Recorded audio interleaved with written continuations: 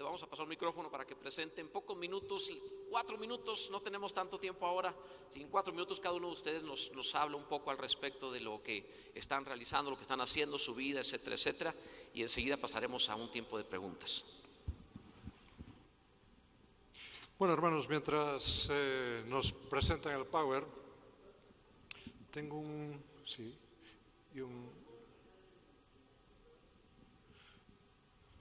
Pues os comento que es un honor formar parte de este equipo. Yo he participado en diversos equipos, he coordinado grupos de trabajo, pero realmente hay un elemento distintivo cuando se juntan hermanos para trabajar juntos. El elemento distintivo es que compartimos algo que nos pesa más que nuestro propio afán de protagonismo. Y eso relaja mucho las cosas. Porque, como sabéis, en un equipo de trabajo, una de las primeras dificultades es que, siempre quiere uno sacar su cabeza por encima de los demás. Y aquí realmente la perspectiva es que todos queremos estar por debajo de los demás y al servicio de los demás y al servicio de todos vosotros. Pues es un honor para mí presentaros al Centro de Estudios del Congreso Iberoamericano por la Vida y la Familia. Ayer Guillermo nos recordaba un texto de Romanos 12. Ese texto dice: no os conforméis a este siglo, sino transformaos mediante la renovación de vuestro entendimiento para que comprobéis cuál sea la buena voluntad de Dios, agradable y perfecta. Si me permitís,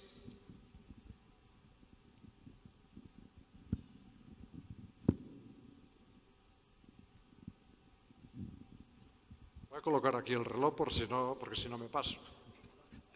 Digo, si me permitís una traducción muy personal, sacado del propio griego, de este texto, encontramos que Pablo nos dice: no os conforméis a este siglo, y literalmente lo que está diciendo es: no os dejéis moldear por este siglo. Y como sabéis, este siglo en el lenguaje bíblico significa la cultura actual. No os dejéis moldear por la cultura actual. Y esto nos recuerda también las palabras que ayer citaba Guillermo de Blaise Pascal. Cuando todo el mundo desfila y va en la misma dirección, pero hay alguien que se planta y dice: no, yo me paro. Ese alguien pone en evidencia a todos los demás. No os dejéis moldear por la cultura actual. Plantaos. Haced como hizo nuestro hermano Martín Lutero hace 500 años. Aquí estoy y no puedo ni quiero retractarme. No dejéis que los argumentos que todos dan por ciertos, sin más análisis ni rigor, os invadan vuestra forma de pensar. Plantaos. Decid: aquí estamos y no tragamos con cualquier cosa. Y continúa el texto: transformaos. ¿Y sabéis la palabra griega que usa Pablo para decir transformaos? Es una palabra que tiene que ver con metamorfosis. Y la metamorfosis, cuando estudiamos de niños en la escuela, el ejemplo que nos citaban era el de la oruga, que es un gusanito, anda por la tierra, y a partir de su propia identidad se desarrolla y se convierte en una mariposa que vuela. Bueno, nosotros como Congreso por la Vida y la Familia tenemos otro ejemplo tan bonito como ese, y es el embrión. El embrión es una cosa tan pequeñita cuando se inicia. La célula cigoto es una célula única. Al cabo de unas pocas horas se convierte en lo que llamamos los médicos una mórula, una gástrula, etcétera, etcétera. Pero bueno, es un pelotón de células. Pero qué ignorancia tan grande es la que expresan los defensores de la ideología de género cuando dicen que eso es un conjunto de células. Hermanos, ahí está el meollo de nuestra identidad. Como está en el gusano el meollo de la mariposa, Ahí está el ADN de lo que somos. Y ahí está en potencia todo lo que vamos a ser. Y eso se desarrolla de una forma preciosa, continua, sin solución de continuidad, hasta que llega un momento en que el niño nace y lo vemos. Y aún ese niño sigue metamorfoseándose hasta convertirse en una persona adulta. Eso es la metamorfosis. Es sacar el potencial pleno de todo lo que está en nuestro ADN para desarrollarlo en su plenitud. Pablo nos dice, metamorfoseaos, transformaos, echad mano de vuestro ADN, de lo más profundo y genuino de vuestra identidad para desarrollar vuestro entendimiento, para la renovación de vuestro entendimiento. Y la palabra clave aquí es renovación. No repetir siempre los mismos razonamientos y argumentos. A veces resultamos un poco aburridos, porque en nuestros debates repetimos los mismos argumentos y razonamientos. El centro de estudio nace, entre otras cosas, para renovar nuestro entendimiento, para revisar, reevaluar y ofrecer novedad en nuestros argumentos y nuestros razonamientos. Revisadlos, renovadlos, volved a evaluarlos, para que comprobéis. Y la palabra usada aquí para comprobar tiene que ver con evaluar y juzgar. Y eso implica una actividad de investigación. Nuestro centro de estudios tiene como uno de los elementos básicos de su actividad la investigación. Una investigación que no es ciega, sino que tiene una dirección concreta. Así como Pablo dice que comprobéis, y no se queda ahí, dice comprobéis cuál sea. Nosotros vamos en esa misma dirección. Hacemos trabajo de investigación, pero con un objetivo muy concreto. Y hay una palabra curiosa que es comprobéis cuál. El término cuál es una pregunta, en realidad. Y una de las cuestiones claves que nos tenemos que plantear en nuestra actividad como centro de estudios es hacernos preguntas. Y una de las cosas que en mi corta experiencia de investigador he descubierto que lo más importante muchas veces no es encontrar inmediatamente la respuesta, sino aprender a hacerte las preguntas adecuadas. Nosotros, como centro de estudios, queremos hacernos las preguntas adecuadas, pero necesitamos de vosotros, porque sois vosotros los que nos debéis hacer las preguntas pertinentes, las preguntas que a veces a nosotros se nos escapan, pero que son imprescindibles para dar un mensaje pertinente a nuestra sociedad. Y por supuesto, esas preguntas deben buscar cuál sea la buena voluntad de Dios, agradable y perfecta. Agradable, me encanta esa expresión. Estos señores que veis aquí tienen pinta de sabios todos ellos, y lo son, pero no son unos tochos, no son unos aburridos, son personas con inquietudes, son personas que les entusiasma lo que hacen, y por favor, entendedlo así, y dirigíos a ellos así. Bien, con estas herramientas nos podemos presentar ante el mundo actual para decir, aquí estamos, esto es lo que creemos, estas son nuestras sólidas razones. El Centro de Estudios ha nacido para serviros a vosotros en la consecución de este objetivo.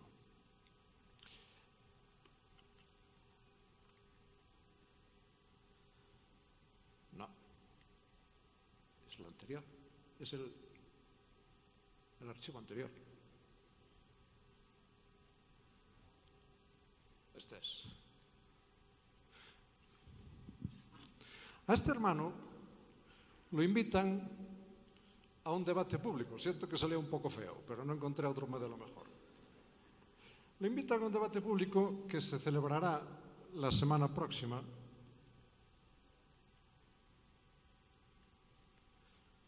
sobre los diversos tipos de familia que existen en la sociedad latinoamericana. Y él empieza a prepararse para el debate. La verdad es que se ve desbordado. Primero porque tiene una semana Y segundo, porque hay mucho material, se pierde en los libros y revistas que puede encontrar en su biblioteca, y cuando va a Internet, allí ya se vuelve loco.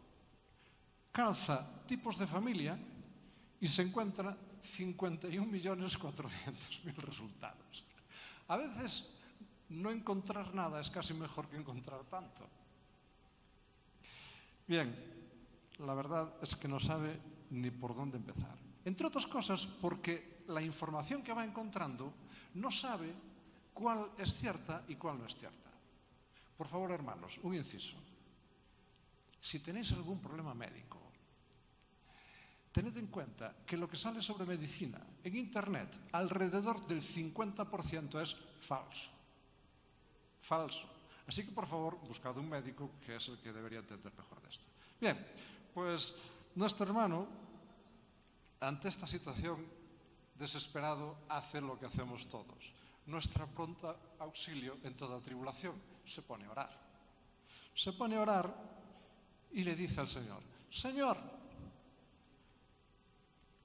mándame un hermano sociólogo que me informe sobre la realidad actual de la familia en Latinoamérica. Mándame un hermano político. Parece un predicador, ¿verdad? En realidad no hay mucha diferencia entre un político y un predicador. Un hermano político que me explique cómo es la legislación sobre la familia en nuestros países y cómo puedo justificar implementar políticas de familia en el debate. Mándame un hermano médico que me explique las bases científicas sobre la identidad sexual, etcétera, etcétera, porque aquí me la pueden colar, me pueden decir cosas por ciertas que no tienen ningún fundamento científico. Y si me mandas encima un psicólogo que me explique los beneficios psicológicos de una familia estable con padre y madre, pues sería maravilloso. Y además, por favor, mándame un pedagogo, porque en el terreno de la escuela tenemos un debate importante y tenemos que aprender cómo manejar la cuestión de la familia en el terreno de la escuela. Además, ya sabe, Señor, que yo he predicado muchas veces sobre la cuestión de la familia, pero me gustaría tener un teólogo que me ordenase un poco mis pensamientos. Y si además me pones un estratega que me diga: oye, en el debate debes entrar de esta manera, debes ser positivo, debes fijarte los gestos que pone, el lenguaje corporal, etc., entonces ya estoy bien preparado. Bien, y el Señor le contesta: oye, mucho pides. ¿No te parece? Me estás pidiendo todo un equipo. Pero bueno, te voy a conseguir toda esta gente. Y el Señor le presenta al Centro de Estudios del Congreso Iberoamericano.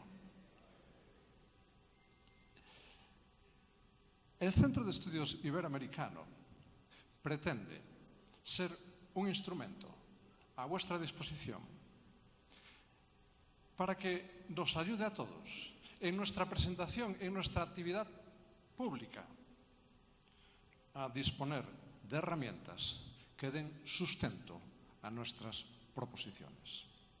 Se estructura en secciones para cubrir todas estas necesidades. Y ya habéis conocido a sus responsables de sección. Hay dos más que no pueden estar. Jorge Paptatian es médico y está ahora mismo haciendo un trabajo de ayuda a hermanos en situaciones difíciles en Oriente Medio.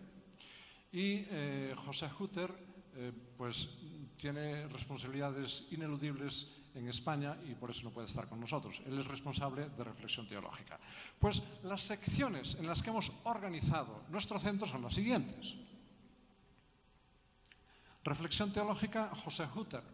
No lo tenemos aquí, él es el responsable de teología en la Alianza Evangélica Española. Es un hombre con una formación muy sólida, conservador teológicamente, y tiene a su lado como colaborador a alguien que conocéis bien en Latinoamérica, como es Samuel Escobar, que no va a hacer trabajo de coordinación, pero sí de aportación de ideas y propuestas. A Pablo Marcilli nos lo han presentado ya, y él se va a ocupar de sociología economía y justicia social. Gerardo Amarilla, como lo conocéis, es presidente del Parlamento uruguayo y un uruguayo se ha metamorfoseado en esta reunión en un argentino, que eso es mucho metamorfosear, no sé en qué sentido, agradecemos la presencia de Marcelo para presentar lo que nos quería decir Gerardo Amarilla. Él, lógicamente, va a ocuparse de la sección de Política, Derecho y la Administración de la Justicia. Jorge Paptatian, un colega con un apellido impronunciable, armenio, como médico se ocupará de la medicina, la psicología y la bioética. Gilberto Rocha lo conocéis bien y en su currículum incluye que él dirige, coordina una serie de centros formativos de elevado nivel y, por supuesto, entonces su función es ocuparse del desarrollo de la sección de educación. Y Cristian Rochas, lo conocéis ya, Mis hijos no te metas, cómo ha diseñado estrategias de una forma espectacular. Y entonces, pues yo pensé, a este hay que echarle el cabo, hay que agarrarlo e incorporarlo aquí para que nos diseñe estrategias de actuación para el centro de estudios. Bien, pues ya os he presentado a todos los miembros de este centro de estudios y ahora os comento un poco cómo funciona. Nuestro hermano, que poníamos de ejemplo, muy entusiasmado ante este equipo tan señorial, le dice al Señor: ¿pero de verdad me vas a traer a toda esta gente a mi casa para que me asesore y me explique? Y el Señor le dice: ¿pero dónde vas? ¿Vas a meter a toda esta gente en tu casa? ¿Tienes sitio en tu casa? ¿Les vas a dar de comer durante la semana? Tú fíjate que Gilberto está delgado, pero mira cómo come mucho. Entonces no vas a poder tener una semana todo este equipo ahí contigo. Pero mira, te voy a hacer otra cosa mejor. Vosotros tenéis un sistema que son los medios informáticos. Entonces, con los medios informáticos, toda esta labor de recogida de información, de consulta, de orientación, de asesoramiento, se puede hacer por Internet perfectamente. Y efectivamente, nosotros vamos a desarrollar en este momento nuestro centro de estudios mediante una plataforma virtual, con la estructura de una base de datos con recursos bibliográficos de información sobre los temas de nuestro interés. Y nos esforzaremos porque esta base de datos sea de fácil acceso, organizada y jerarquizada. ¿Cuáles son, pues? Bueno, me olvidaba. Debajo de todos ellos está Jesús Manuel Suárez para coordinar su labor y para asegurarse de que se cumplan los plazos. Y insisto, debajo de todos ellos, porque ese es el concepto bíblico del servicio y la dirección. Pues los cometidos del centro de estudios son recoger información, procesarla, producir información y poner esa información a disposición de la comunidad evangélica. Y lo voy a explicar un poquito, cada uno de estos apartados, y después ya les daré paso a ellos. Efectivamente, la primera función es recoger información. Pues volviendo al ejemplo de nuestro hermano, estos sabios asesores le empiezan a pasar información. Y le pasan información exhaustiva. Y nuestro hermano lo va recibiendo con agradecimiento, pero llega un momento en que se ve asfixiado. Digo, pero por favor, no necesito tanta información, socorro, que me ahogáis. Entonces nuestro hermano dice: mira, necesito que me hagáis una cosa. Todo eso está muy bien. Y sabéis mucho de todo eso. Y caray, pues con esto me los voy a comer a los demás miembros contertulios del debate. Pero es que no tengo tiempo ni de leer todo lo que me ponéis ahí. Oye, por favor, ¿no me podéis colar la información de alguna manera? Cogedme lo que es más importante y aquello que yo pueda entender y leer así de una patada. Los hermanos le dicen: tú eres un puñetero vago. Tú no quieres trabajar, no quieres leer. Pero bueno, acceden. Y dicen: pues bien, vamos a colársela. Y entonces cogen toda esa información y le filtran y le dejan con, bueno, pues algo mucho más asequible que él puede revisar de una forma adecuada. Así que nuestro hermano necesita un procesado de la información. Bien, ¿qué criterio vamos a seguir en nuestro centro de estudios para hacer ese procesado de la información? Pues, ¿recordáis las palabras del evangelista Juan hacia el final de su evangelio? Dice, hizo además Jesús muchas otras señales en presencia de sus discípulos, las cuales no están escritas en este libro. Muchas. Pero estas se han escrito para que creáis que Jesús es el Cristo, el Hijo de Dios, y para que creyendo tengáis vida en su nombre. Así que vamos a hacer una recogida de información lo más amplia posible, pero vamos a seleccionar lo más relevante, definiendo bien qué objetivos perseguimos, qué es lo que queremos. Bien, ellos hacen esto, le filtran la información, le dejan ya con algo mucho más manejable. Además, se lo actualizan, porque este es un problema que tenemos a veces los evangélicos. Yo he visto muchas veces información y argumentos y textos muy interesantes, pero que son de hace 20 años. Por tanto, uno de nuestros objetivos capitales es tener actualizada la información. Y eso requiere un trabajo continuado. Bien, el material recogido hay que jerarquizarlo y ordenarlo adecuadamente. Hacer un esquema. Porque la mejor información no es la más amplia, sino la mejor preparada. Y en esto vamos a seguir el criterio de otro evangelista, Lucas, que explica con qué criterio se sentó a escribir su evangelio. Y dice, puesto que ya muchos han tratado de poner en orden la historia de las cosas que entre nosotros han sido ciertísimas, tal como nos lo enseñaron los que desde el principio lo vieron con sus ojos y fueron ministros de la palabra, me ha parecido también a mí, después de haber investigado con diligencia todas las cosas desde su origen, escribírtelas por orden, oh excelentísimo Teófilo, para que conozcas bien la verdad de las cosas en las cuales han sido instruidas. Por tanto, Lucas hace dos cosas. Una, investigar a fondo todas las cosas, y dos, ordenarlas con un criterio racional. Es nuestro modelo de trabajo en el centro de estudios. Así que el procesado de la información incluye una selección, incluye una puesta al día y incluye un ordenamiento y jerarquización. Nuestro hermano, ya muy animado, le dice a estos responsables, bueno, habéis trabajado mucho para mí, pero os voy a pedir una última cosa. Mira, el material que me habéis dado es excelente, está resumido, está muy bien, pero es que hay cosas que yo no entiendo. Y además, mi mujer me ha dado una serie de mandatos para hacer y cosas que hacer que me quita tiempo. Y no voy a poder revisarlo todo. ¿No me podéis hacer el favor de hacerme un resumen ejecutivo muy abreviado y además con una terminología que yo pueda entender? Y yo creo que le podemos decir que sí, ¿verdad? Pues bien, se lo hacemos.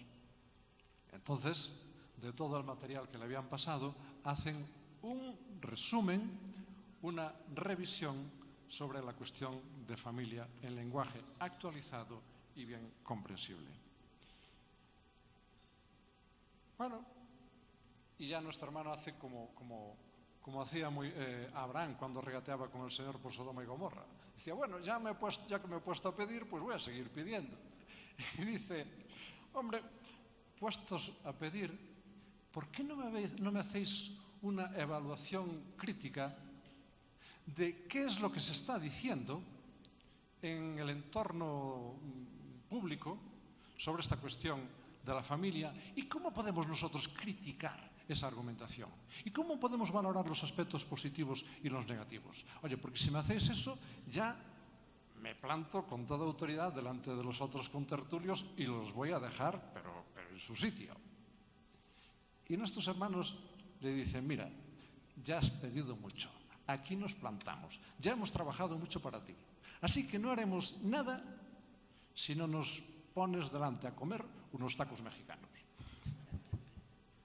Bueno, el hermano así lo hace y entonces, pues en efecto, le redactan una revisión actualizada de la bibliografía con subrayados, con anotaciones, con comentarios, etcétera, etcétera.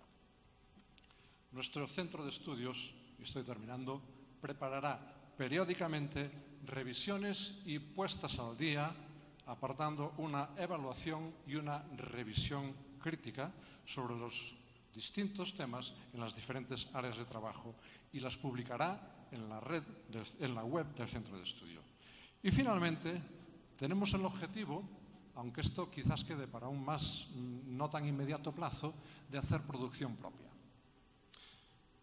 Queremos que cada sección empiece a elaborar materiales propios para ponerlos a disposición de la comunidad.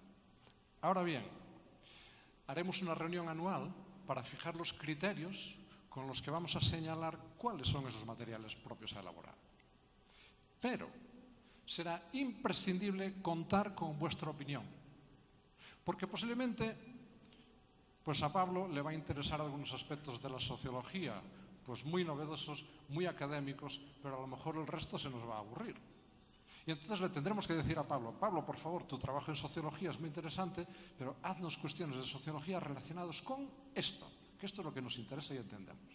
Bueno, Pablo dirá, pero mira tú, esta gente, con lo interesante que era lo que iba a hacer. Pero tendremos que fijar ese criterio. Tendremos que escucharos a vosotros y queremos escucharos a vosotros para que nos digáis sobre qué queréis que hagamos producción propia. Cuestiones pendientes. Bueno, la financiación de momento está resuelta. Nadie cobra un duro, entonces no hay problema. Pero probablemente, así que nos vayamos desarrollando, pues habrá que gestionar cuestiones que necesiten una financiación. Lo veremos. Necesitamos apoyo informático y esto hay que desarrollarlo también adecuadamente, pero no dudo de que tenemos entre nosotros técnicos que lo van a hacer bien. Pero necesitamos, sobre todo, la aportación de todos vosotros. Nadie es experto en todo y todos necesitamos aprender de los demás. Por eso, precisamente, mañana, sábado, a partir de las 4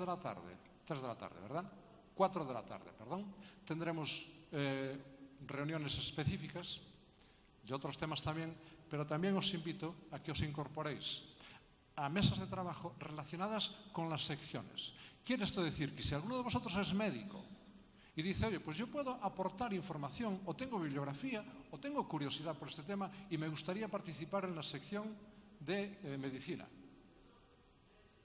Bien, como decía Aaron ayer, que él sí se confundía muchas veces y que...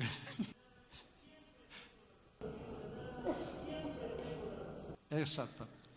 Pero tiene una ventaja definitiva, y es que está casado con Tere.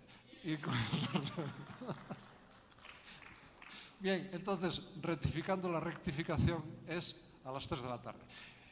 En esa reunión, yo os invito, serán reuniones muy familiares, pero yo os invito a que aquellos que tenéis interés o experiencia en algunas de estas secciones, por favor que os incorporéis.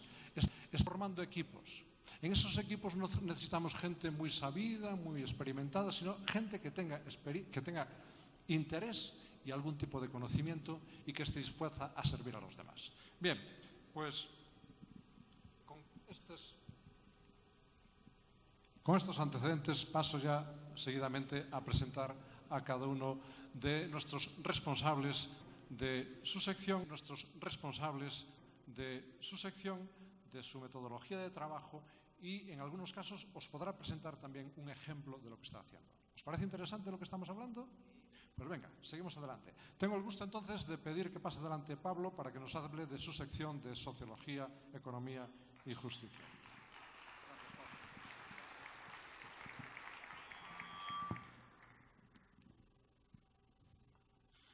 Hola, buenos días. Un gusto estar en esta mañana. Vamos a tratar de ser breves. Déjenme hacer un paréntesis inicial para decirle que todos los que estamos aquí conocemos al Señor y conocemos la palabra, y hoy a la mañana en el devocional, en la oración, esto salió particularmente expuesto, tenemos la necesidad de discernir los tiempos.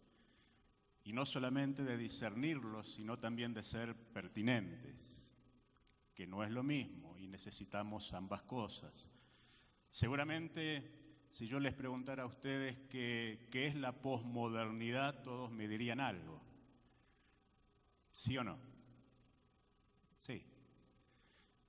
Pero la posmodernidad ya tiene 30 años, ya pasó de moda. Y hoy estamos en la época de la hipermodernidad, va a decir un autor conocido, un sociólogo contemporáneo, Lipovetsky. ¿Y qué es eso de hiper? Eso mismo, hiperindividualismo, hipernarcisismo, hiperegocentrismo, hiperespiritualidad, como ayer nos decía el pastor Márquez, más allá de las sentencias de Nietzsche, Dios no murió, lo que cambió es la forma que tiene la gente de relacionar su espiritualidad con Dios. Y la Iglesia tiene que saber discernirlo, interpretarlo y encauzarlo bajo la autoridad y el poder del Evangelio. Entonces, desde esta área lo que vamos a tratar de hacer es, mediante herramientas sociales, brindar respuestas pertinentes, con estadísticas que sean creíbles, la mayoría de ellas de entes oficiales y de agencias y consultoras que utilizan estas agencias internacionales, y de a poco, como decía Jesús, vamos a tratar de ir produciendo y verificando con datos propios y con trabajo de campo propio cuál es nuestra realidad latinoamericana fuera de la contextualización de estas grandes agencias para saber si la línea es la misma o no. Para muestra basta un botón, dice un refrán en Argentina, y quisiera simplemente en una gran pincelada de diagnóstico hablar de un tema que también ha salido en este foro, que está convulsionando a todos nuestros países y que, por ejemplo, es el aborto, ¿sí? Entonces, si avanzamos en la presentación, una hojita más.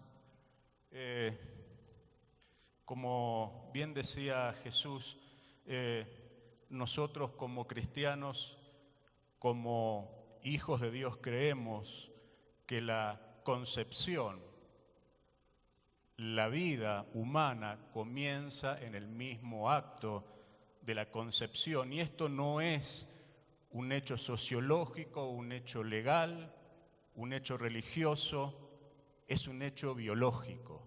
Es cierto, verificable, comprobable y científicamente demostrado, como decía Jesús. Es el primer derecho humano. Sin el derecho a la vida, todos los demás derechos se caen en cascada.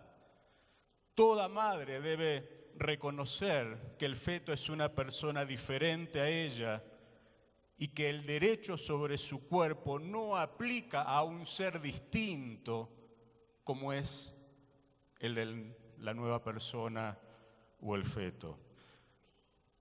Todos somos cristianos, sí, y tendemos a brindar respuestas si es correcto hacerlo así, porque es nuestro patrón, modelo y base de vida, y son argumentos teológicos y bíblicos, pero en el debate público, aparte de nuestros argumentos que no son argumentos, porque el argumento como término, como léxico, pareciera ser que necesita ser demostrado. Y la palabra de Dios no necesita demostración ni ninguna validación humana posterior o previa. Es palabra de Dios y es lo que nosotros creemos. Pero sí necesitamos convencer también con argumentos científicos, con datos concretos, para que no se nos tilde de espiritualizables, sino tenemos que creer lo que también sostenemos, que la ciencia es creación de Dios y termina demostrando lo que dice la palabra de Dios. Entonces, volviendo al tema, el aborto en última instancia significa un rotundo menosprecio por la vida, por la familia y por la propia especie humana. Nuestra cultura latinoamericana abrevó de la cultura cristiana y tenemos que seguir manteniéndolo y sosteniéndolo. Y tenemos que también ser conscientes de que hay una imbrincada relación entre el aborto, la educación, la economía y la pobreza. Si avanzamos un slide más, acá tengo el aparatito a ver si sale, ahí salió. Más allá, esto es cortesía del centro de estudios. Si después de la mesa, de la tercera fila de mesas, llegan a leer lo que dice ahí, tienen el examen oftalmológico gratuito y asegurado. Pero no mire tanto la letra, sino es un pantallazo general sobre la regulación en Latinoamérica sobre el aborto, salvo Chile, El Salvador, Honduras y Nicaragua, donde está legalmente castigado y no se practica de ningún tipo. Hay un gran abanico, muchos países incluyen algunos supuestos de despenalización, cuando entra en juego la vida de la madre, cuando entra en juego casos traumáticos como violación, cuando entran a jugar conductas sociales atípicas como es el ejercer violencia sexual contra mujeres que tienen alguna disminución en sus capacidades o facultades. Algunos países lo tienen legalizado dentro de las 12 semanas de gestación, pensando que hasta ese momento está bien abortar, lo cual es un error científico porque, como decía Jesús y recién señalamos, desde el primer momento hay un nuevo ser viviendo en el vientre materno.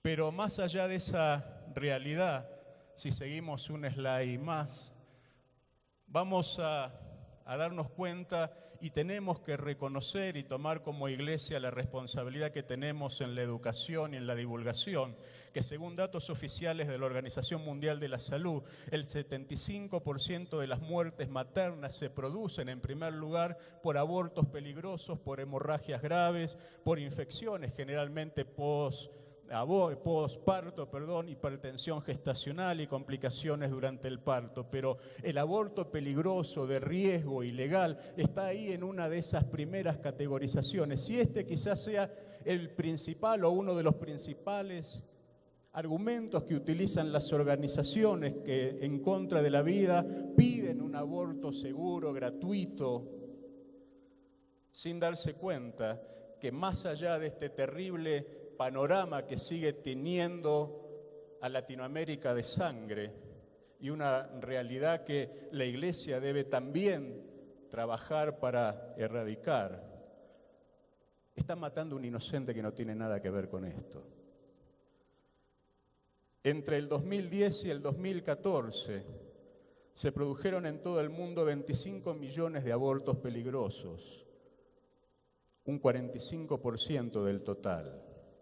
Si avanzamos al próximo slide, vamos a ver que en datos simples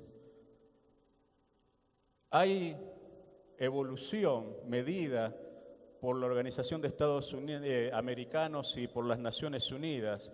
El número de abortos en franjas desde el año 1990 al 94, desde el 2010 al 2014, para América Latina y el Caribe creció por cada 1.000 mujeres 4,4 porcentuales a 6,5, y la tasa de abortos se incrementó a un 44%, y el porcentaje de embarazos que finalmente terminan en abortos en un 32% de cada 1.000 mujeres, con lo cual los datos estadísticos demuestran que esto va creciendo, que va en aumento y que nuestras regiones tienen un tema que necesariamente tienen que tratar y nosotros como iglesia tenemos que abordar responsablemente. Avanzamos un slide más y ustedes van a ver ahí un par de números. En la mayoría de los países todos los hospitales o centros de salud tienen que informar de todo lo que tiene que ver con prácticas médicas vinculadas al aborto, y los ministerios y secretarías de salud de cada uno de los países sacan estadísticas, y ustedes van a ver ahí congeladas, que son las más seguras al año 2016, cómo se sucedieron en cantidades de números oficiales la cantidad de abortos, y ustedes van a ver cifras que son alarmantes y que lisa y llanamente representan inocentes que no pudieron defenderse de ninguna manera.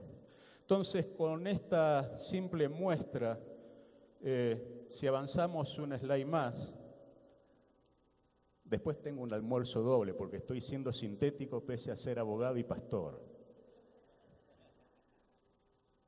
Así que alguna recompensa voy a tener que tener.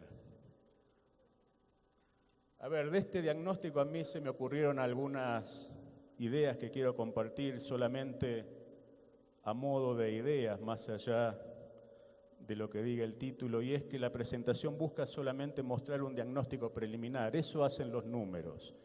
Los datos estadísticos demuestran realidad social.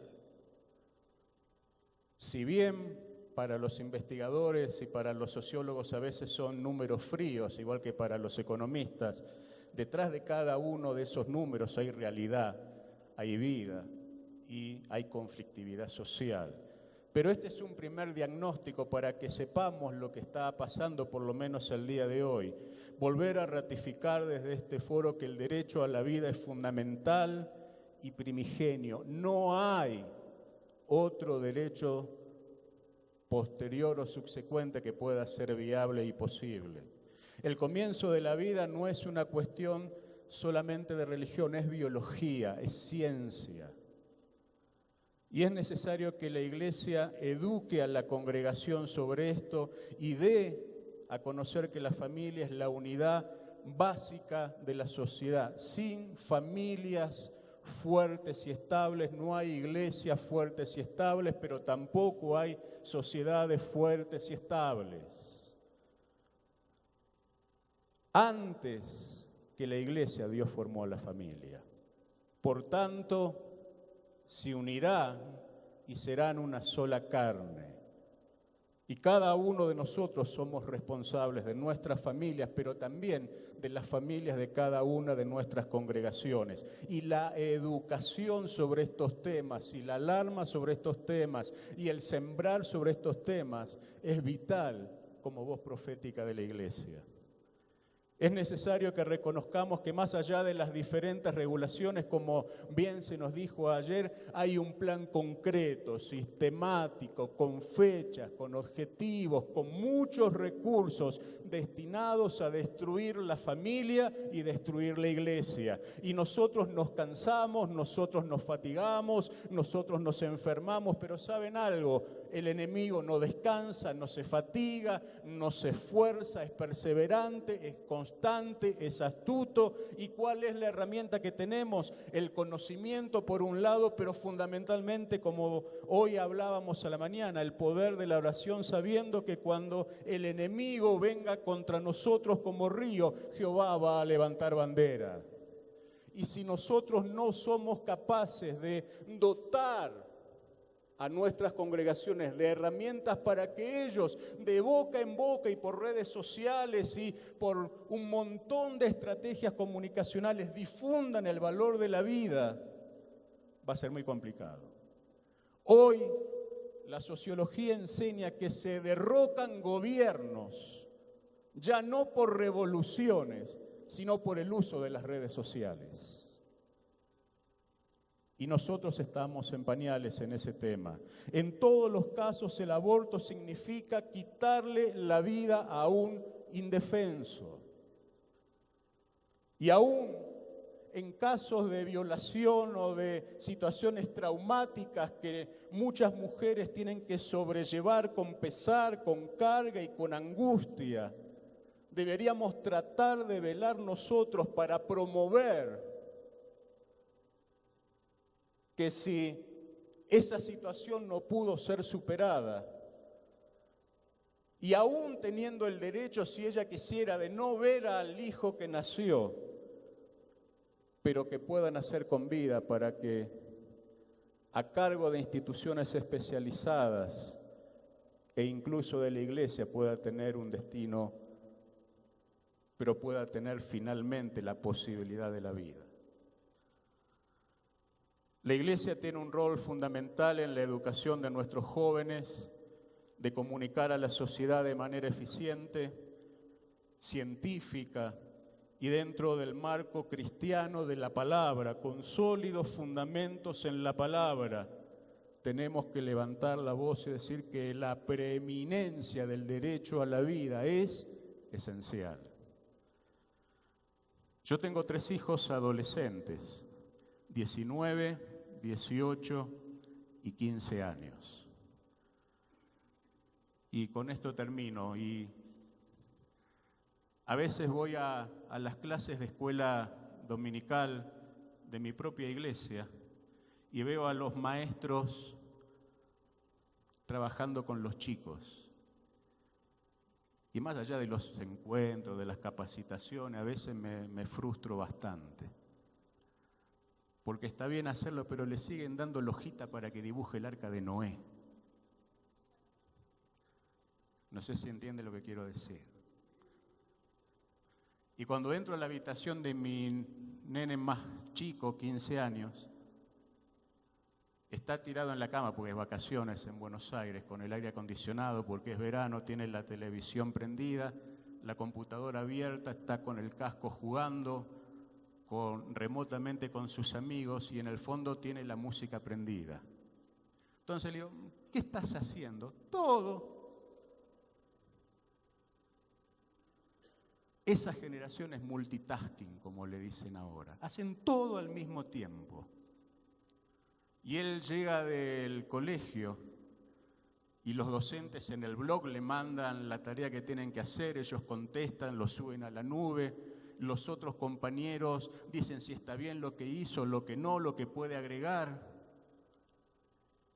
Y va al colegio con su computadora. Nosotros seguimos haciéndole dibujar el arca de Noé. Es vital también en estos temas, como decía Jesús, que usemos las redes, que amplifiquemos la voz de cada uno de nosotros en la voz de los hermanos de nuestra congregación, que eduquemos, que enseñemos, pero por sobre todas las cosas que formemos con valores y que nosotros seamos ejemplo y nuestra familia sea ejemplo. Es una muestra de lo que espera ser el área de Sociología, Economía y Justicia Social. Y déjenme decirle que más allá de los números, de las estadísticas y de las herramientas y de los papers y de la academia, lo importante es que donde estemos y con las herramientas que tengamos, hasta que esto esté plenamente lanzado, seamos capaces de ser sabios, discernir los tiempos y saber que Dios es el que sigue gobernando la historia y es el que tiene autoridad y control sobre la historia, pero también sobre la iglesia. Dios los bendiga.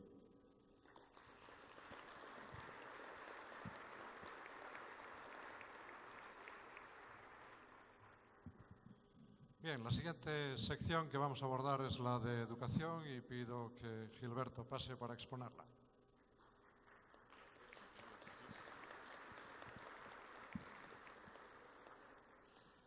Bueno, si me ayudan ahí con la presentación, por favor. Bueno, pues gracias por invitarnos a participar de esto. La verdad yo no tenía idea de cuánto compromiso íbamos a adquirir y qué tan complicado iba a ser esto, pero la verdad es que ahorita nos elevó bastante el estándar, mi querido Jesús Manuel.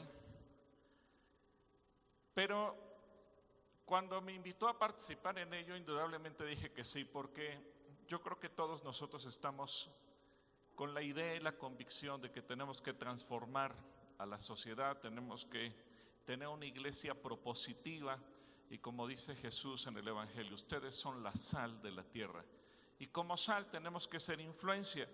Ya nos leyó Jesús Manuel lo que dice Romanos 12:2, que no imiten las conductas ni las costumbres de este mundo, más bien dejen que Dios los transforme en personas nuevas al cambiarles. ¿Qué le tenemos que cambiar? ¿Qué tenemos que cambiar? La manera de pensar. Entonces aprenderán a conocer la voluntad de Dios para ustedes, la cual es buena, agradable y perfecta. Ahora, me llama la atención que los seres humanos en general nos dejamos llevar por modas. Por eso hoy el arte moderno, ustedes han visto seguramente pinturas que uno no le encuentra ni ningún sentido, parecería, con todo respeto lo digo, hecho por un niño de jardín de niños, a veces con papeles rotos, pegados y como que lanzan pedazos de tinta y a ver qué salió. Y si eso se lo trae el niño de 3 años, a lo mejor usted le da un abrazo y dice, ay, bravo, mi hijo. Me acuerdo cuando mi hijo mayor estaba en primero de jardín, les dejaron de tarea hacer un circo, que dibujara un circo. Pues yo le dije, pues tú dibuja, y él dibujó lo que pudo. Imagínense, 3 años de edad. Y al otro día recibimos un recado de la profesora. Este dibujo no es un circo. Entonces yo fui con la profesora y le dije, bueno, perdón, ¿la tarea era para el niño o para nosotros? No, pues para el niño eso es un circo.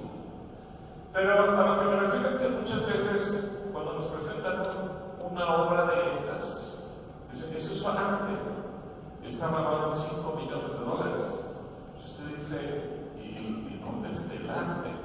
Pero entonces la gente, por darse un estatus de yo sí soy conocedor del arte, compra eso, aunque usted no tenga entendimiento, y usted lo ve y dice, ¿dónde estará lo bonito de eso? Y le da vueltas, se lo mira de cabeza, en el lado, se pone los anteojos para verlo en tercera dimensión y no lo encuentra. Bueno, pues Pablo nos advirtió de eso cuando dijo en Colosenses 2:8, no permitan que nadie los atrape con filosofías huecas y disparates elocuentes. Lo que la Reina Valera traduce como huecas sutilezas, me gusta mucho cómo lo dice la Nueva Traducción Viviente, disparates. ¿Y qué pasa cuando, por ejemplo, un hombre como René Descartes dice, primero pienso, luego existo? Entonces, si no pienso, no existo. Son cosas que no caben bajo ninguna medida, no soportan ningún análisis. Lo que nos compartía también ayer el pastor Hugo acerca de esta mujer de Simón de Beauvoir, no nace mujer, se hace mujer.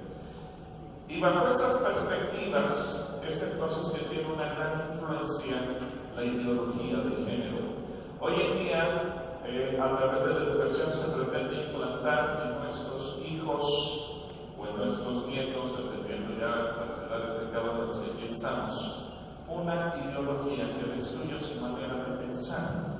Pero igual que el arte que nadie entiende, pero todo el mundo aprueba, lo mismo sucede entre los políticos. Y por eso es que tenemos que tener argumentos, y en el área del centro de educación pues tenemos que tomar argumentos médicos, sobre todo argumentos sólidos, argumentos biológicos que nos permitan entender lo que es la ideología de género. Déjenme platicar de México. Yo he tenido 3 experiencias. Primero con el secretario de gobierno, el secretario de gobernación anterior, él acaba de renunciar hace un par de meses, Miguel Ángel Osorio Chong.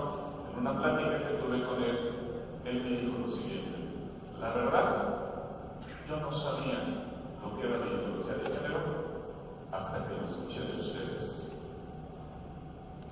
Después platiqué con el subsecretario de Asuntos para cuestiones de la Iglesia y de asociaciones religiosas, el señor Humberto Roque Villanueva, me dijo exactamente lo mismo. Tercero, vi un video que nuestro hermano Miguel Ortigosa de Paraguay presentó cuando cuestionan al presidente de Paraguay sobre la ideología de género.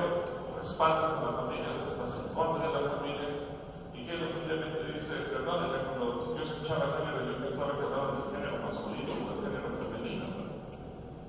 Y platicando con gente cercana a senadores y diputados en México, pues volvieron que realmente muchas veces es gente ignorante en la estación de las leyes. Les asignan un presupuesto, se llenan de asesores, y lo que digan los asesores eso hacen. Pero si usted les pregunta a ellos no saben nada. Y entonces uno se pregunta, entonces ¿cómo están legislando y cómo están definiendo políticas educativas? ¿Y cómo están haciendo para normar lo que va a suceder con nuestros hijos? Y es entonces que nosotros nos vemos obligados a través del centro de estudios a realizar una selección del material, ver los planes educativos, la legislación que hay y todo lo que tiene que ver al respecto. Quiero pasar rápidamente algunas ideas con ustedes. Por ejemplo, la ideología de género, viéndola desde un enfoque global, es una mezcla. Imagínense este círculo como un pastel con diferentes rebanadas y que tiene la ideología social, la marxista, política, la neonazi, la económica y la científica. Y no me puse de acuerdo con Hugo Márquez, pero ayer que yo lo escuché compartir sobre esto, y que decía: los enemigos de mi enemigo son mi amigo, o es mi amigo. Encontramos que aunque muchas de estas ideologías son contrarias entre sí, se unen y confluyen todas en la ideología de género. Y es parte de lo que han tratado de infiltrar y lo han hecho con mucho éxito en la educación para tratar de destruir la familia. Obviamente ahorita no tengo tiempo de hablarles de todo ello, pero quiero enfocarme en algunas imágenes que les quiero presentar y que tienen que ver.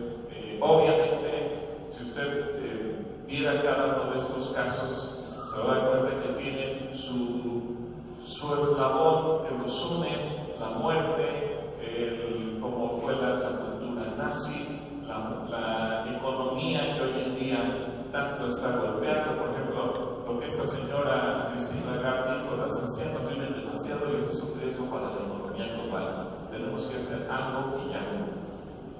La cultura de la muerte no solamente va en el aborto, comienza con el aborto porque fue un engaño que era un derecho de la mujer. Pero sabes que parte de los propósitos de la ideología de género es ponerle tope a la vida humana. Eso va a incluir servicios de salud, que va a incluir prestaciones sociales, de tal manera que se pueda comenzar a disminuir la vida humana. Y obviamente el área científica, este hombre John Money, que en algún momento se hizo famoso porque él fue el primero en pretender hacer un experimento para demostrar que no se nace ni varón ni mujer, sino que se podía jugar con el rol y que podía educarse. Y seguramente usted alguna vez ha leído acerca de la historia de estos hermanos Bruce y Brian. Ahora, la gran pregunta es: ¿por qué la ciencia, la comunidad científica, ha doblado las manos? La Organización Mundial de Salud, si no me equivoco, Jesús Manuel, en el 2005 dijo que las preferencias sexuales distintas, como el homosexualismo y el lesbianismo, dejaban de ser una enfermedad. Pero eso no lo dijeron los médicos, lo dijo la Organización Mundial de Salud como una medida política. Y son disparates. La UNESCO, que es la máxima autoridad en el mundo sobre educación, muchas veces dice disparates. Todos aquí estamos conscientes cuando dicen: no tiene ningún vínculo histórico Israel con Jerusalén. Se ve que nunca han leído un libro de historia. Nunca han leído lo que dice la Biblia, lo que dicen los libros de Egipto, lo que dicen los libros de Siria, lo que dicen los libros antiguos del Líbano y de aquellas culturas alrededor de Israel que dan veracidad de ello. Es como si ellos dijeran: no tiene nada que ver los mayas con los guatemaltecos, o los incas con los peruanos, o los aztecas con los mexicanos. Así de absurdo. Pero ¿qué pasa? Que como nadie ha dicho nada, pues se van presentando nuevas verdades y que son aceptadas como tales, y aún la psicología de esa manera lo acepta y lo recoge.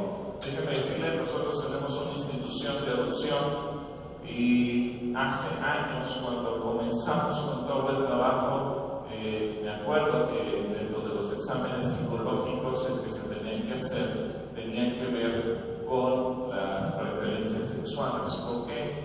Porque se consideraba, si yo le entrego un niño a una persona que en adopción, a una persona que tiene una preferencia sexual distorsionada, pongo en riesgo a ese niño. Pero un día nos dicen: no, por disposición de la Organización Mundial de Salud, eso ya no lo puedes hacer.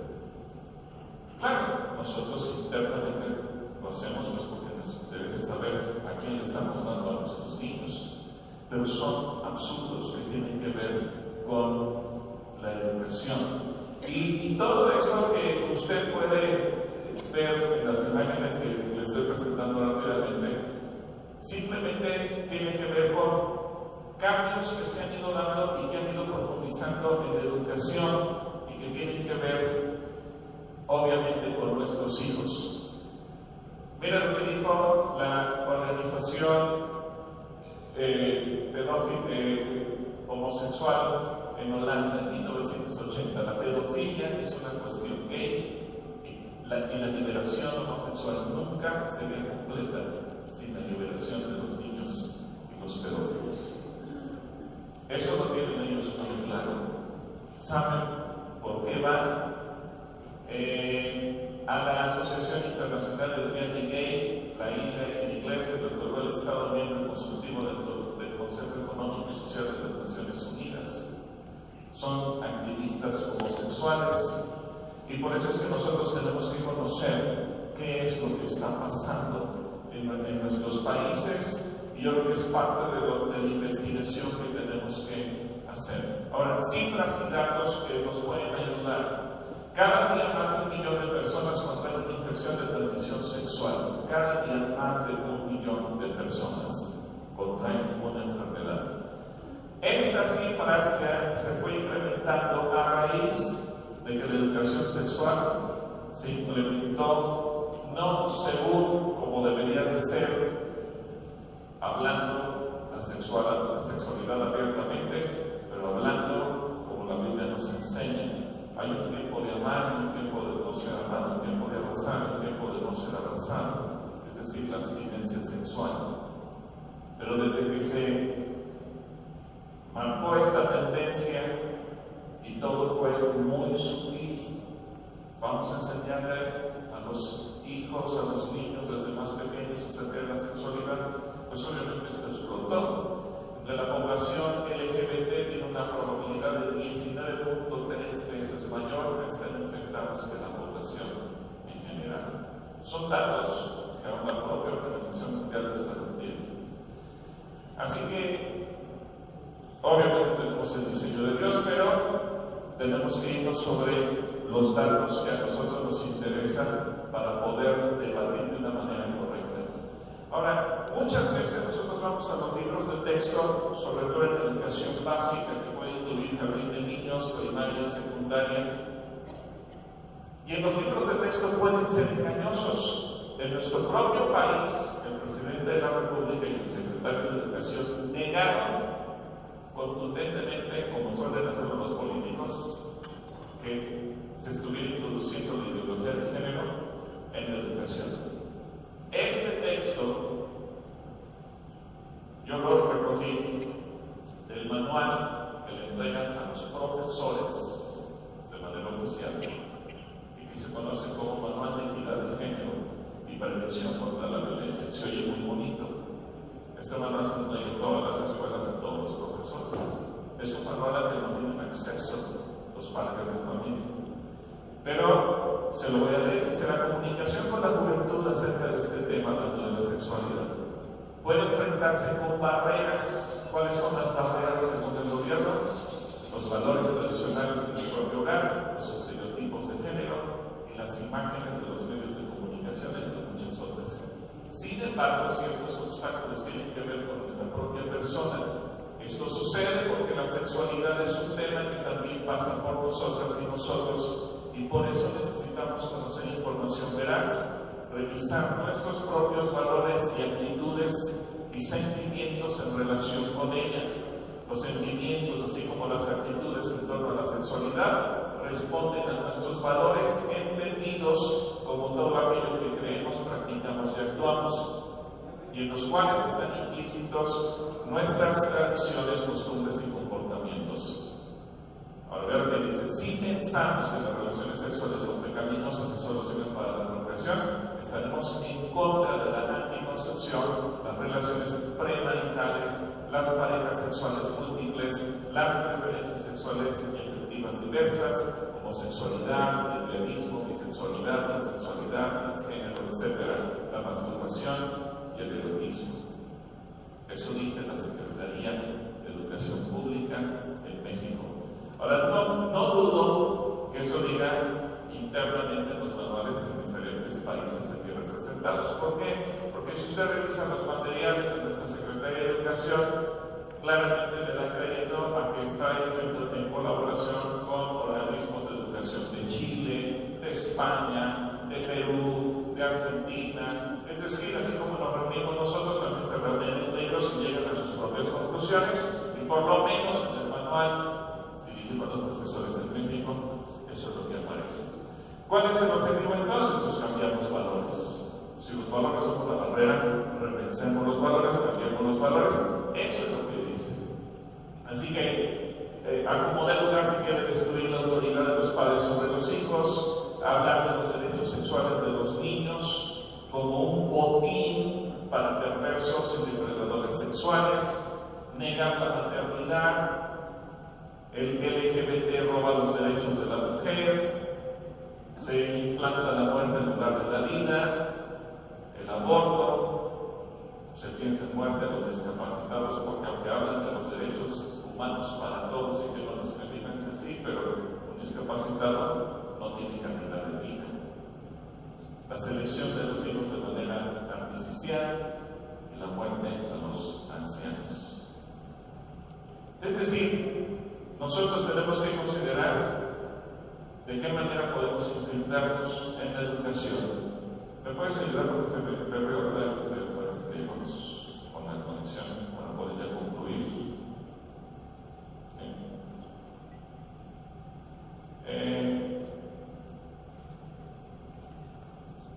Gracias, muchas gracias. Quiero concluir con un par de fíjense, la ideología de género y las diferencias que tenemos en definiciones ahora en la parte biológica. Sexo, variante biológica y anatómica que categoriza miembros de una misma especie, en machos y hembras, en el caso de la especie humana, en hombres y mujeres.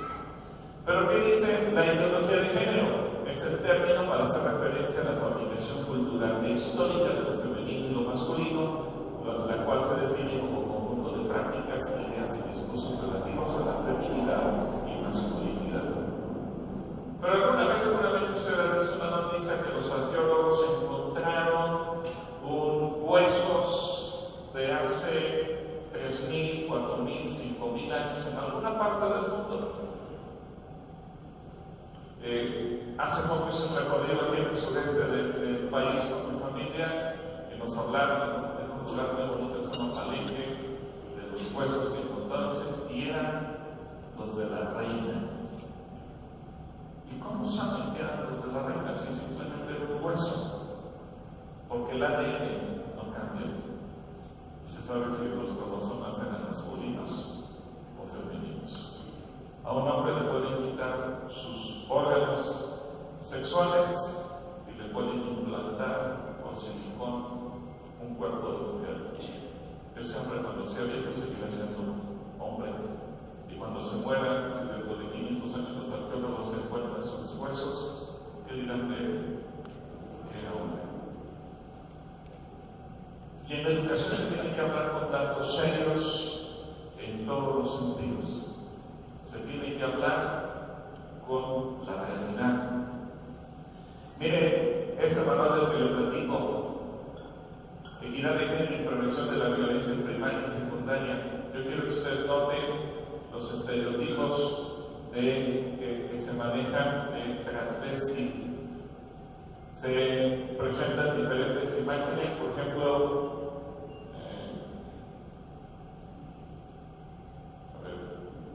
me ayudas normalmente con la siguiente, porque se me ocurre. Ven ahí un bombero afeminado. Avanza a la siguiente, por favor. Fíjense bien lo que dice en el manual, eje 8, repensar la sexualidad, identidad de género y derechos humanos. La siguiente, Romeo vestido de mujer. Hay una propuesta que tiene la Secretaría de Educación, y con eso termino para usted ya lo grande que es la educación, porque tenemos que infiltrarnos en la educación. En Jardín de Niños proponen un juego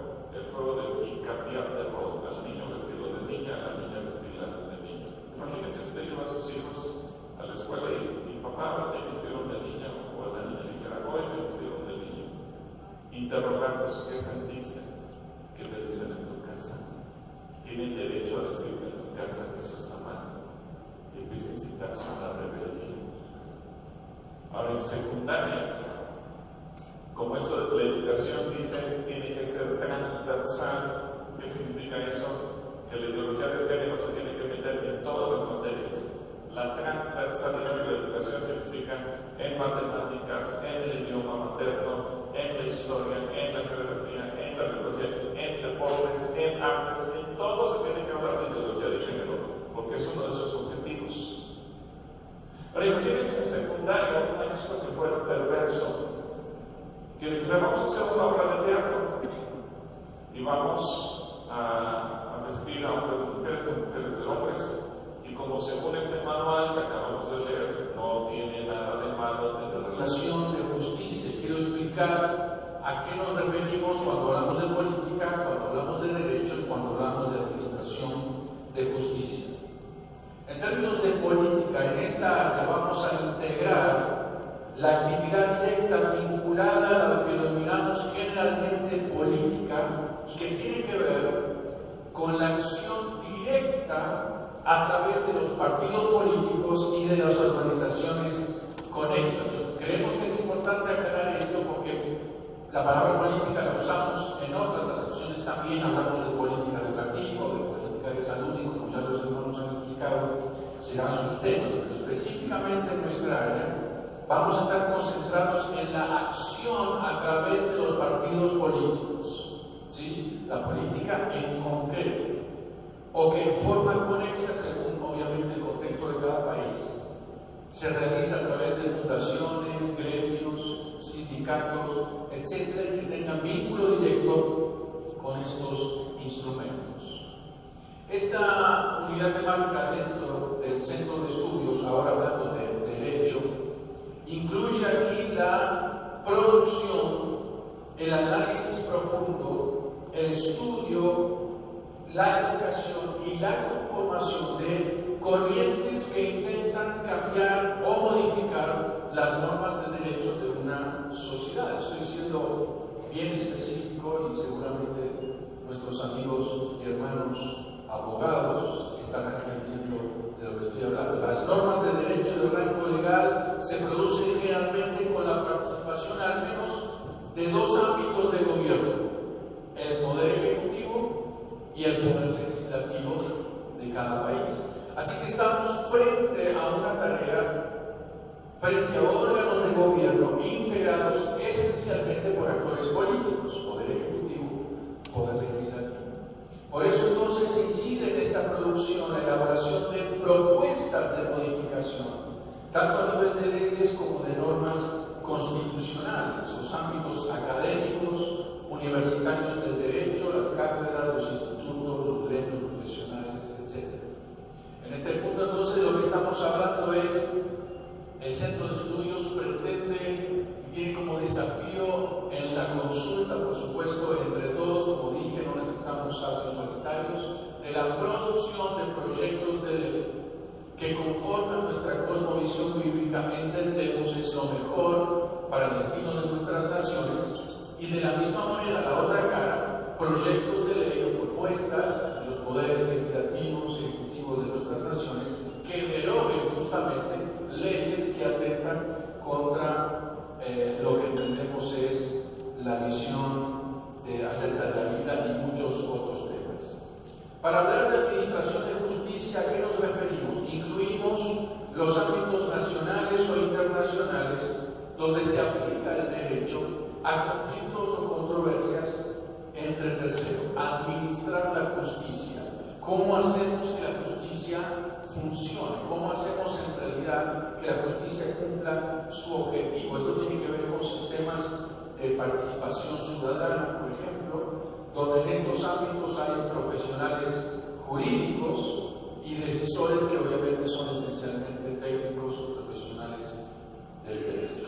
Así que estos son los tres temas en que esta área del Centro de Estudios queremos trabajar: política, derecho y administración de justicia. Con esta con este cuadro, nuestro desafío es un desafío, en el sentido que estamos aquí, es un desafío legislativo y en el área de justicia, porque entendemos claramente que son las leyes las que le dan dirección e identidad a nuestras naciones.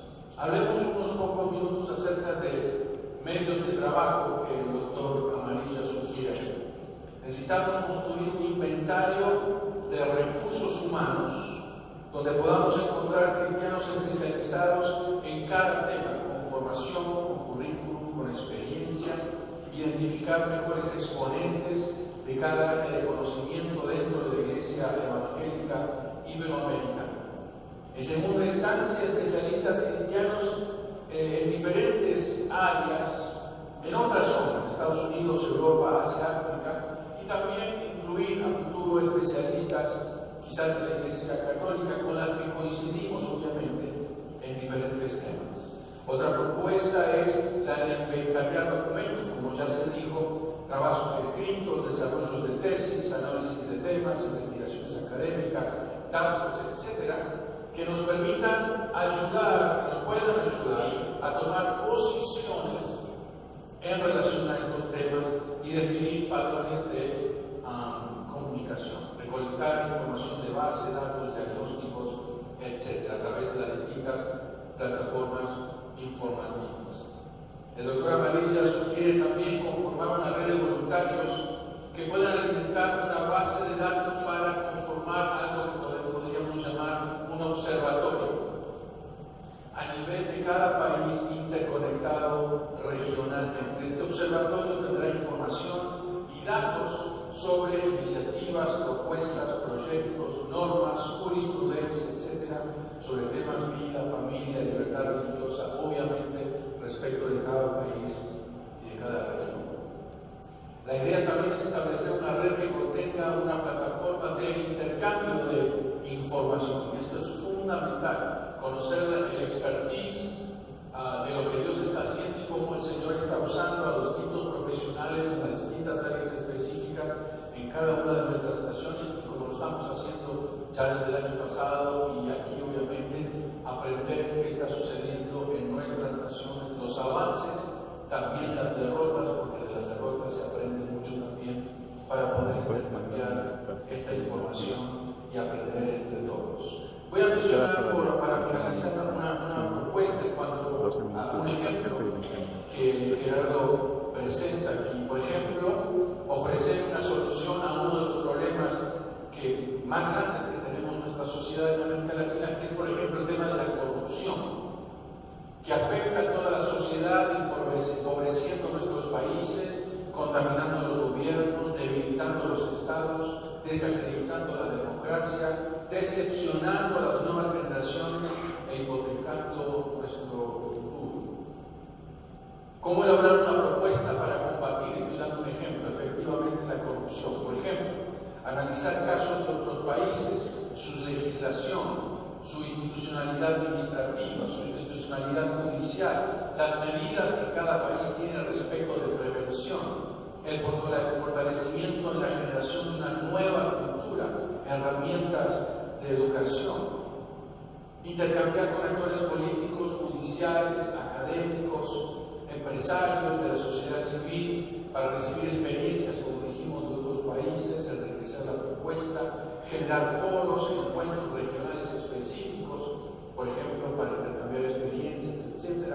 Generar observatorios regionales sobre esta problemática, monitorear avances y situaciones de retroceso, aún también respecto de las medidas implementadas. La idea entonces, amigos, es que esta área de nuestro centro de estudios nos permita trabajar específicamente entonces en el área del derecho, en el área de la administración de justicia, como dijimos, entendiendo que todas nuestras propuestas deben ser realizadas a través de la política en la transformación como objetivo final. Hay muchos actores políticos en nuestras naciones, en diferentes partes, cristianos y aún seculares, que ya a esta etapa de la batalla continental han comprendido de qué se trata el tema de la ideología de género. Quizá quizás no lo dominan de forma total, pero ya pueden distinguir que se trata de la imposición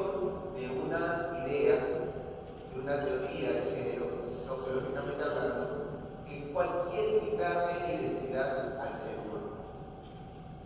Pero lo que hace el cambio, lo que hace la diferencia, no solamente es el conocimiento, yo creo que más bien no es el conocimiento, sino lo que hace el cambio es el Espíritu Santo, el Espíritu de Dios que habita en nosotros, que nos impulsa a actuar. Porque ¿cuál es la motivación? Me hicieron una entrevista en París, Francia, y me dijeron, señor Rosas, allá hemos marchado también en Francia, como si no te metas a Francia. Y me dijeron, señor Rosas, pero usted no se da cuenta que la ideología de género cuenta con el apoyo de la ONU, la OEA, el Banco Internacional de Desarrollo, el Banco Mundial, y me comenzó a esperar una lista de corporaciones y magnates. Dijo, ¿y usted cree que no se van a cansar en el Perú eventualmente? ¿No le parece que es una aventura insensata salir una y otra vez? ¿Quién lo financia, aparte? Y segundo, ¿qué garantía tiene que esta lucha tiene sentido de darla?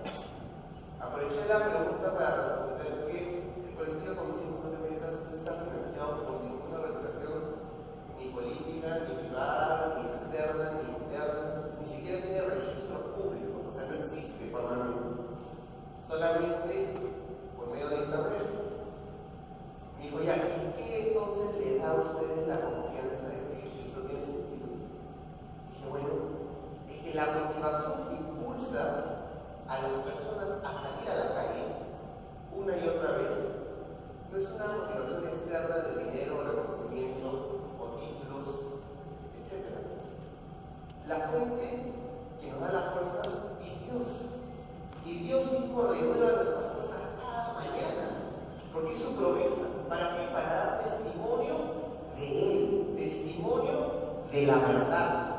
¿Qué es entonces lo que la ideología de género propone? Lo mismo que ha venido promoviendo y proponiendo el padre de la mentira desde el inicio de la creación de su rebelión.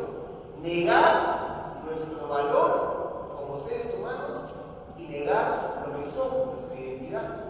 Ya antes las taras del darwinismo habían generado incluso zoológicos humanos, donde indígenas, mexicanos, peruanos, bolivianos eran llevados conjuntamente a simios y monos, y los niños europeos iban y le lanzaban una manzana, un plátano, diciendo que son seres que aún no han evolucionado aún.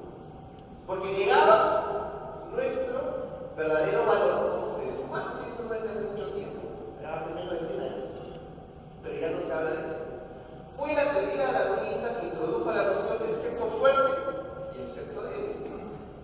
Es más bien el derecho natural que reconoce el valor inherente de adentro, no que lo otorgue el Estado, ni los políticos, ni la sociedad, ni la cultura, sino inherente del ser humano, hombre o mujer, invariable, inalienable.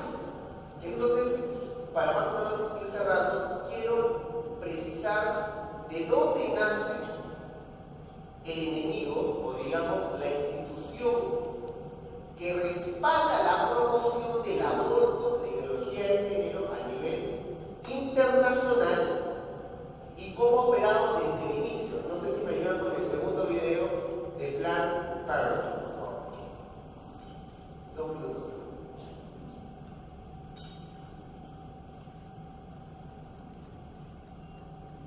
Es importante entender esto porque todo lo que se puede definir se puede derrotar. Entonces hay que definir cómo se impulsó, en qué contexto nace, qué es lo que presenta, qué es lo que proyecta, qué es lo que propone. Planned Parenthood se funda en 1926 por Margaret Sanger en Nueva Jersey, Estados Unidos, con la intención de camuflar sus delirios de purificación racial a través de la eugenesia, el aborto y las esterilizaciones forzadas. Lo encubrieron mediante supuestos servicios de maternidad, salud sexual y reproductiva, que no eran más que asesinatos de seres inocentes e indefensos.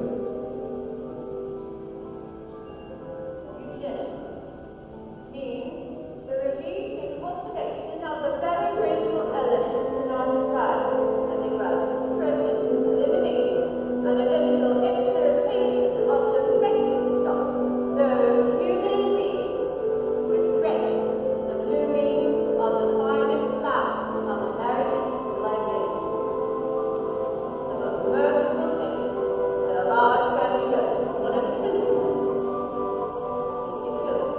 Como hemos escuchado a Margaret Sanger, fundadora de Planet Party, su intención fue impulsar junto a las mujeres de una nueva estrategia de exterminio de la supuesta maleza humana para así purificar la raza. Esto debido a que el linchamiento de afroamericanos perdía acogida en la sociedad estadounidense, táctica sofisticada que aplicó nuevamente el régimen nazi de Adolf Hitler. ¿Cuál es la expresión internacional de Planet Party?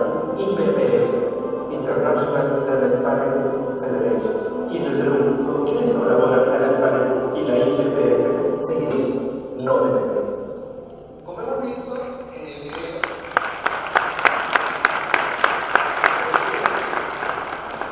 Plan Parenthood lo funda Margaret Sanger en conjunto con una iniciativa del Ku Plan de las mujeres para hacer un control poblacional y una purificación de la raza. Vienen los régimen nazi, cuando uno había ascendido para averiguar cómo es esto y su discrepancia, porque en Estados Unidos lo hacen de forma individual. Nosotros en Alemania, cuando lleguemos al poder, lo haremos de forma estatal. Pero es el mismo punto, es el mismo sentido de desvalorizar el valor absoluto del ser humano. Cuando el presidente Abraham Lincoln en Estados Unidos fue a la guerra civil por la libertad de los esclavos, en su discurso él dijo: no debemos olvidar la frase de un profeta hebreo que hace 3000 años pronunció, que los juicios del Señor son justos y verdaderos a la vez.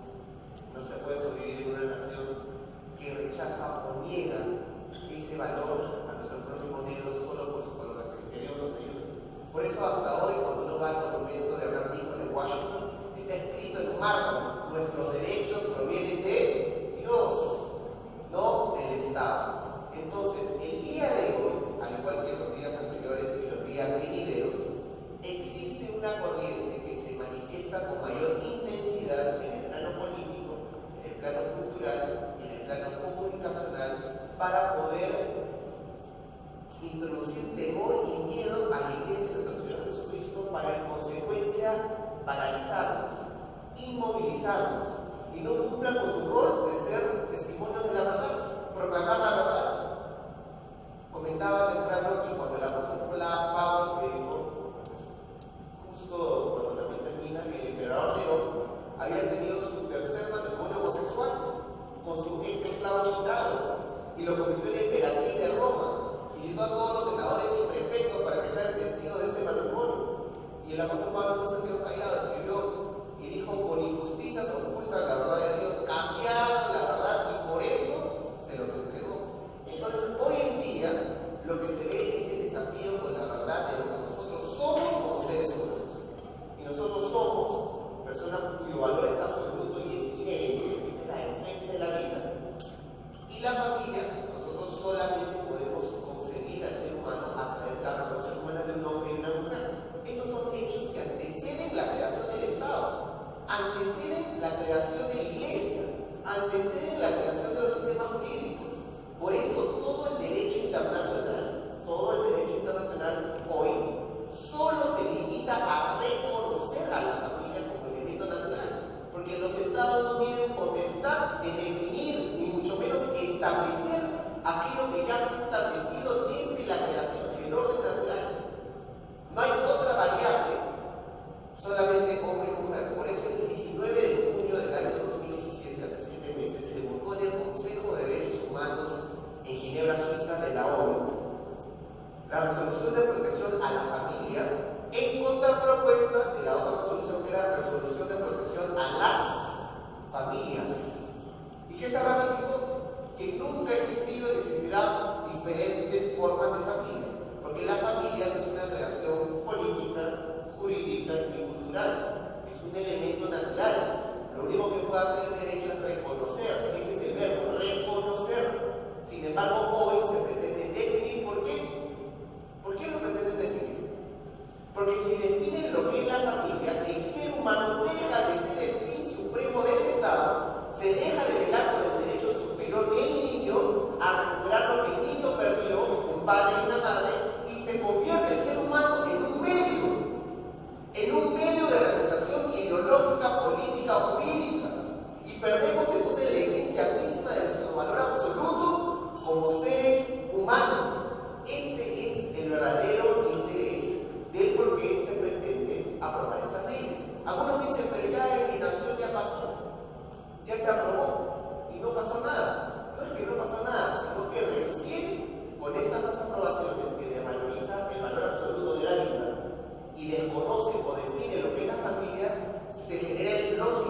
para empezar a construir un sistema infrahumano, antihumano y post-verdad. Algunos dicen, pero ¿qué afecta? Por ejemplo, en el PowerPoint, si ustedes me ayudan en la parte de hay un niño, creo que es el quinto slide, un niño que fue adoptado, entre comillas, en Inglaterra. Siguiente, por favor, más adelante. Uno más. De 8 años, que se llama Tomás, por 2 mujeres. Y las mujeres lo llevaron al colegio, en el colegio le enseñaron sobre la identidad de género, mintiéndole al niño y engañándole al niño que no era niño ni era hombre por serlo, sino que su identidad y su sexo eran una mera construcción mental, psicológica de experiencias. Entonces el niño comenzó a vestirse de mujercita, las madres le dijeron, no, está bien, que se viste de mujercita, y comenzaron a llamarlo Tabi. Siguiente, por favor. Decidieron inyectarle bloqueadores de hormonas para evitar el desarrollo de su vello facial, sus ojos, el cambio de voz. Ya no le llaman Tomás, sino le llaman Tabi, tiene 11 años. Siguiente. Y esa es la consecuencia concreta. Siguiente. En vez de repudiarlo esto, el National Geographic lo celebró el año pasado, en enero de 2017, exactamente un año. Pero no le llamó ideología de género, sino que le llamó revolución de género. En la imagen es otro niño de 9 años, que lo han vestido de mujer, cuya cita al final dice, lo mejor de ser una niña psicológicamente es que no tengo que fingir ser un niño físicamente. Vemos que el ataque principal de la ideología de género se enfoca en los pequeños. De 6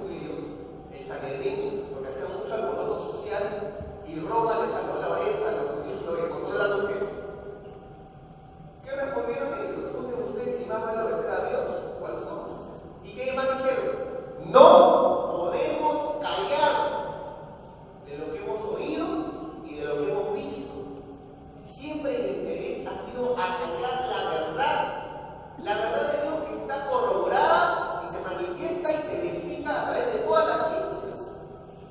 En el caso de Lima se descubrió hace poco una momia de la ciudad más antigua de Lima, la ciudad de Caral. Se pensaba que era el señor de Caral, pero después en la antropología forense y de exámenes se descubrió que era una mujer. Porque nuestra identidad está plasmada en cada célula de lo que somos, da testimonio que no hemos sido creados por hombres, sino que somos un diseño inteligente de un creador que ya estableció. Por eso Jesús respondió en alguna ocasión en la Biblia: ¿no han leído? Con una pregunta, porque en el principio el creador los hizo hombre y mujer. Esas palabras siguen vigentes el día de hoy. El día de hoy se levanta la mentira con forma política, con forma social, para hacer confundir a la iglesia. Pretendemos hacernos creer que la opinión pública de una élite minoritaria que tiene control de los medios de comunicación es sinónimo a la opinión pública que se manifiesta en las redes sociales, que está en las iglesias y que está en las calles. Nosotros, como cristianos, debemos de tomar estos desafíos que se presentan como una gran oportunidad para unirnos, no entre hombres, porque la fuerza no es la unión entre hombres, sino unirnos una vez más en Cristo. Porque apartados de Él, ¿qué podemos hacer? Es en esa unión en Cristo en el cual Dios va a proveer de todos los instrumentos y todas las estrategias. Porque así Dios lo ha hecho a lo largo de la historia. Cuando Napoleón, y terminó con esto, quiso conquistar finalmente Rusia, llegó a Moscú, llegó a San Petersburgo, la nobleza de Zar Alexander II, que era rey de Rusia, lo había abandonado, porque se había pasado 5 años en un seminario teológico, internado, no tenía conexión externa. Y le dijeron: mira, tú te has ido a orar, a tenerla aquí, y Napoleón está acá. ¿Y qué hizo? Lo que aprendió a hacer en 5 años, se puso a orar. Y Dios intervino en la historia y sopló y vino el invierno más fuerte del momento. Salió caminando sobre las cabezas sepultadas del ejército francés. Y el arco de triunfo que había construido Napoleón para él, finalmente fue para que el Zar Alexander pasara con sus 20.000 soldados rusos. Llegó hasta París, y cuando llegó a